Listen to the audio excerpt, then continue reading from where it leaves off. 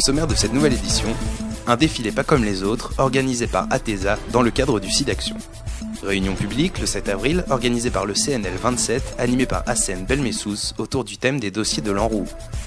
Rencontre avec Madame Niakaté, une hébrouïcienne courageuse qui lutte pour sa famille. Puis, l'AJM, victime d'une grande braderie, cherche du soutien auprès de la population. Et en dessert, le chocolat fait son show et s'expose à Évreux.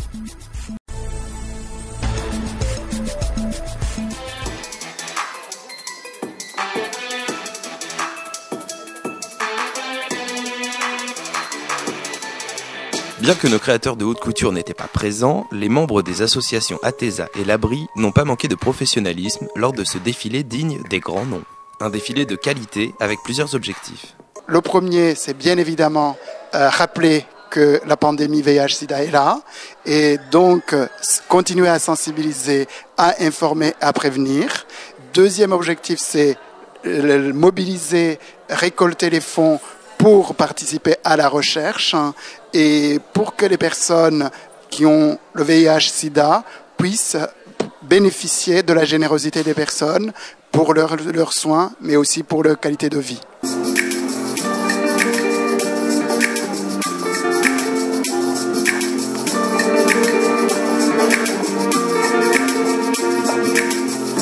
Un défilé dans un quartier populaire de la ville d'Évreux où le public a su répondre au présent grâce à un bouche à oreille efficace. Pourquoi avoir choisi le quartier de la Madeleine pour une telle manifestation ? Alors, je dirais, il y a des aspects pragmatiques, c'était aussi la disponibilité de la salle, mais il y a aussi la volonté d'aller dans les quartiers, d'aller dans la cité, d'aller vers les gens, parce que c'est vrai que toutes les manifestations, souvent, on les faisait jusque-là à la Jeanne d'Arc, et nous avons aussi, comme nous sommes une association aussi implantée localement sur l'ensemble des quartiers de la ville, nous avons souhaité le faire ici, où aussi, surtout qu'il y avait l'aspect ludique et convivial, nous avons voulu aussi être très présents. Voilà. Écoutez, pour nous, c'est un moment fort que nous avons souhaité initier aussi en compagnie d'ATESA, puisque nous avons des publics et des motivations qui sont semblables. Et je crois que c'était peut-être un petit peu à contre-temps, avec une semaine de retard, mais je pense que c'est important. Et de voir tout ce travail qui est fait, moi je trouve que c'est extraordinaire et c'est encore une raison de plus d'avoir bien fait d'organiser encore cette année cette manifestation. Le vendredi 8 avril, la CNL 27 organisait une soirée débat animée par Hassen Belmessous, auteur du livre Opération banlieue aux éditions La Découverte. Le thème de cette soirée, qui décide dans les dossiers de l'Anrou comment la police dicte les règles. Le but étant de sensibiliser les habitants aux démolitions qu'ils dénoncent et au rôle de la police dans les choix de l'urbanisme. Alors je suis Hassen Belmessous, je suis chercheur. Je suis par ailleurs éditeur, je dirige une collection de sciences humaines aux éditions de La Talente. Et je suis également, je suis auteur et je suis producteur à France Culture sur du documentaire. Alors moi mon livre je le défends, je le présente, je le défends parce qu'il faut présenter des idées, il faut faire en sorte qu'elles diffusent, qu'elles circulent. Hein. Les sciences humaines c'est très compliqué généralement, mais dès lors que vous travaillez finalement sur les effets d'une politique publique. Là, en l'occurrence, il s'agit de montrer en quoi finalement ce qui joue à travers la rénovation urbaine, c'est une guerre urbaine larvée qui est en train de se dérouler. Et mon propos, il est à la fois de le défendre dans les librairies, quand je suis invité, dans les centres urbains, mais j'estime aussi qu'il faut le défendre là aussi où le livre est plus inaccessible, pour des raisons X et Y, mais en même temps, je pense que ceux qui vivent dans ces territoires-là, ceux qui sont finalement les captifs aussi de ces territoires-là, ceux qui sont enclavés dans ces territoires, doivent aussi, et qu'on dit souvent, on dit les gens des quartiers ne s'intéressent pas à la politique, les gens des quartiers sont des citoyens de seconde zone, faux, ils s'intéressent à la politique. Ils sont très attentifs à ce qui s'y passe. Mais s'ils ne participent pas à la vie politique, c'est d'abord parce que tout est fait pour que ce soit des lieux qui soient dévitalisés démocratiquement. Donc être ici, c'est aussi une manière de dire, on peut discuter de ça dans ces endroits-là, on peut débattre de ça. En effet, les habitants sont venus débattre en nombre, certains pour prendre conscience du problème, d'autres pour faire passer un message. Vous appelez sur la pense qu'on y est déjà, on a déjà vécu, et pour Évreux principalement. Évreux a été la seule ville en France en 2005 qui a subi le couvre-feu. Je vais vous donner les cas. Entre 22h et 6h du matin, plus personne n'avait le droit de circuler à la Madeleine. Plus personne. Vous alliez sur le balcon pour fumer votre cigarette, vous ne pouviez pas sortir. Moi j'habite en centre-ville, j'ai ma mère qui habite la Madeleine. Quand j'allais lui rendre visite, il fallait absolument qu'à 10h moins le quart, je quitte le quartier, sinon je me faisais arrêter par la police. Donc la préparation des taquières, je ne pense pas qu'on n'est plus dans la préparation, je pense qu'il l'est. Et à ce moment-là, la chose la plus grave qui a pu se passer, vous nous avez dit tout à l'heure, les gens laisseraient peut-être faire, on a laissé faire. Nous à Évreux, je suis, on va dire, une personnalité politique, j'ai laissé faire. On a été lâche de ce côté-là. Je pense que la classe politique évreuienne sur cette affaire-là a été lâche. C'est-à-dire qu'on a accepté une grande partie de la ville, 20 000 habitants, 20 000 habitants à peu près, soit cloisonnés chez eux, sans aucune raison.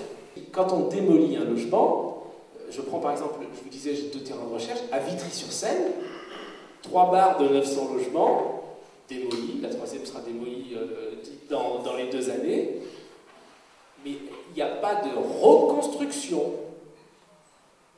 Mais nulle part, il peut y avoir... Ça, c'est un mythe. C'est l'ANRU qui a entretenu ce mythe du 1 pour 1, ou des élus qui ont dit du 1 pour 1. Oui, mais à l'échelle du plan local d'habitat. J'ai voulu vérifier au départ finalement l'implication de la police, puisqu'après tout la rénovation urbaine c'est de la politique de la ville, donc généralement c'est avant tout ceux qui travaillent sur des questions urbaines. La police est un acteur, mais c'est pas le seul. Il y a les élus locaux, il y a les urbanistes, les architectes, il y a tous ceux finalement, les associations, et finalement il y a tous ceux qui travaillent pour faire la ville. Et dès lors que finalement on se rend compte que la police a son application décisive, c'est-à-dire qu'elle est déterminante elle valide ou elle invalide finalement un élément de programme, ça veut dire qu'on n'est plus dans de la politique de la ville, on est dans autre chose. Et donc mon travail il a consisté d'abord à questionner les gens qui sont impliqués dans ces opérations-là, les gens qui est de la société civile, la police, et finalement je me suis rendu compte que les gens s'exprimaient très facilement. La police racontait que bah oui effectivement elle est là, elle valide et elle est un partenaire important.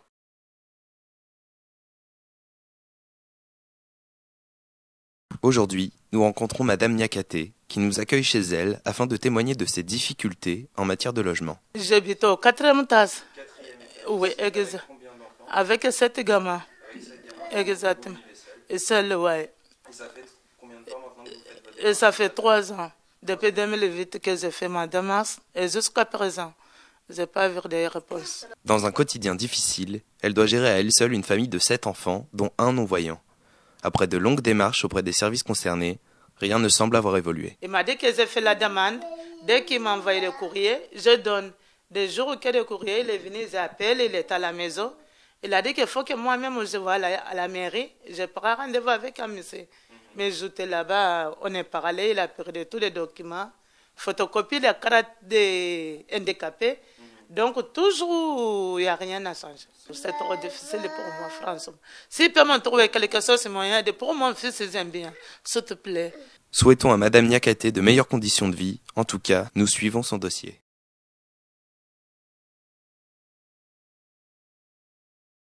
Un dimanche ensoleillé en ce jour de marché, les membres de l'AJM se sont mobilisés. Leur but, revendiquer les baisses de subventions municipales qui leur sont accordées. Bon dimanche à vous, ça marche. On a appris donc par la presse qu'on a subi une baisse de subvention municipale de 33%. D'accord.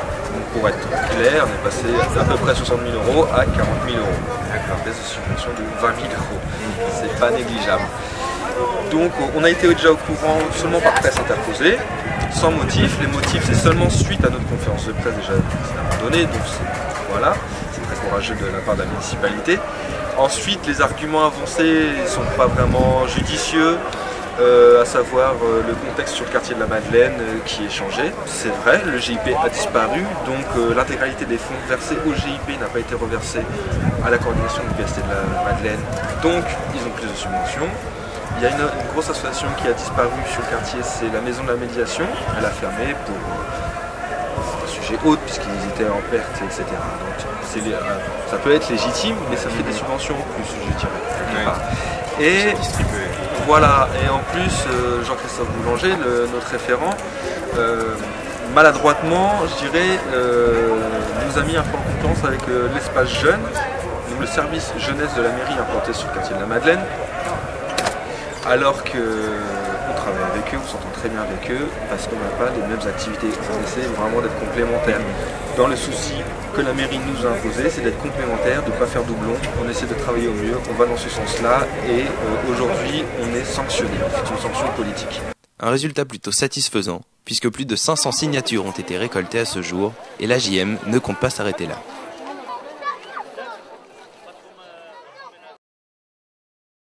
À Évreux, on aime le chocolat. La preuve en image avec cette superbe exposition où de nombreux professionnels nous ont donné rendez-vous. Parmi eux, le maître chocolatier Jean-Marie Ozou, mais également le centre de formation de Saint-Ouen. Démonstration à l'appui. L'équivalent du sucre cuit au caramel, si ce n'est qu'il a été seulement cuit à une température inférieure, aux environs de 160 degrés.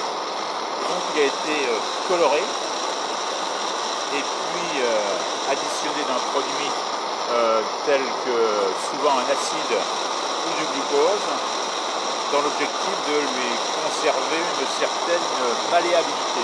Durant ces 2 jours, Jean-Marie Ozou a pu présenter 3 conférences suivies d'une dégustation pour le plus grand plaisir des Ébroïciens. Une seconde édition organisée à 15 jours de Pâques où gourmandise se mêle rapidement à l'envie d'offrir. C'est magnifique, autant pour les yeux que pour les papilles.